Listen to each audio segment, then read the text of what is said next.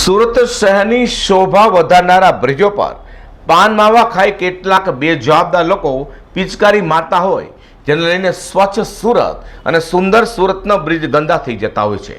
તે સુરતના પાલ ઉમરા બ્રિજ અને કેબલ બ્રિજ પર બેજવાબદાર લોકોએ મારેલી પાનની પિચકારી આમ આદમી પાર્ટીના આપના કાર્યકરોએ દૂર કરી હતી અને લોકોને બ્રિજ ગંદા ન કરવા અપીલ પણ કરવામાં આવી છે.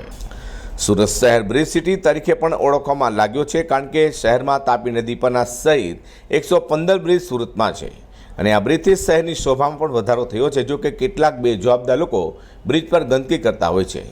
પાન માવા ખાઈ પિચકારી મારી બ્રિજ પર ગંદકી કરાઈ હોય, જેને લઈને આમ આદમી પાર્ટીના કાર્યકરો દ્વારા પાલ ઉમરા બ્રિજ અને કેબલ બ્રિજ પર સફાઈ કરાઈ હતી.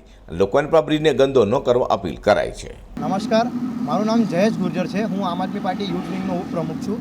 મારી સાથે છે સુરત શહેર આમ આદમી પાર્ટીના આપણે ઉપપ્રમુખ. હવે આજે અમે લોકો આ કેબલ બ્રિજ છે, કેબલ બ્રિજ પર અમે એક સફાઈ અભિયાન ચાલુ કરેલું છે, જેના અંદર જે લોકો આપણો આટલા હાઈફાઈ જે બ્રિજ છે આપણા સુરતના અંદર, એના પર થૂકીને પુલને પૂરી ગંદો કરી નાખેલો છે.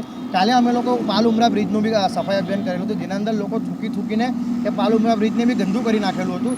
આ જે બ્રિજો છે આપણે સુરતની ધરોહર છે અને લોકો એના આપણા ઘરની પ્રોપર્ટી સમજીને એને ગંદી કરે છે અને આપણો સુરતનું નંબર 1 આવે છે ક્લીન સિટીના અંદર, નામ આખા ગુજરાતના અંદર. તો એ નામ જળવાઈ રહે અને એક રીતના સુરત મહાનગરપાલિકાના ગાળ પણ અમે આમ આદમી પાર્ટી ગાંધીવાદી તરીકે આજે તમાચો મારીએ છીએ કે આ કામ તમારું છે, તમારે કેવી રીતના આની ચોખ્ખાઈ રખાવી કે કેવી રીતના મેન્ટેન કરવું, એ કામ સુરત મહાનગરપાલિકાનું છે.